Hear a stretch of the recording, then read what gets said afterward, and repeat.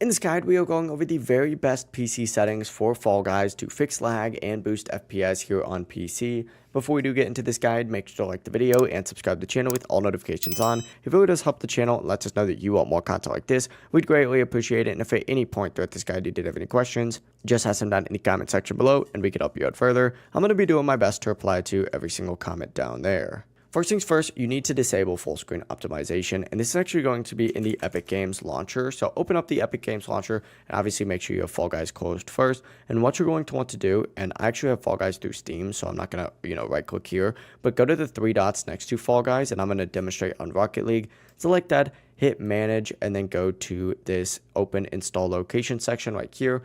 Open it up and find the Fall Guys client within here. This is going to be the application file itself, but essentially find it, right click on it, hit properties, and then go into compatibility. And you're going to see this option that says disable full screen optimizations. Go ahead and tick this on, hit apply, and then hit OK. This alone can reduce stuttering. From here, go down to search and search for power plan. And what you're going to want to do is edit your power plan by selecting change advanced power options, and you're going to want to choose high performance on here. I actually already have this on, but scroll down, put high performance on, and then from here you can close out of this. You can also open up the task manager by hitting Control Alt and Delete and looking for any program that's using high CPU usage or high GPU usage and close all of them.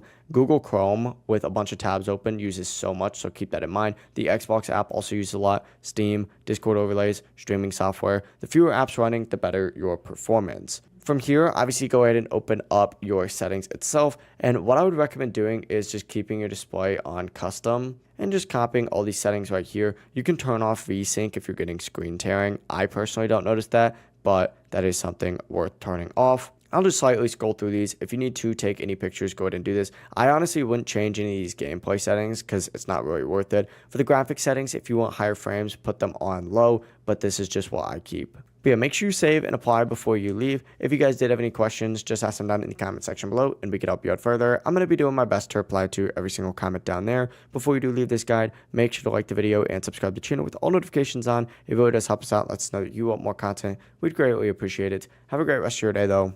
Peace.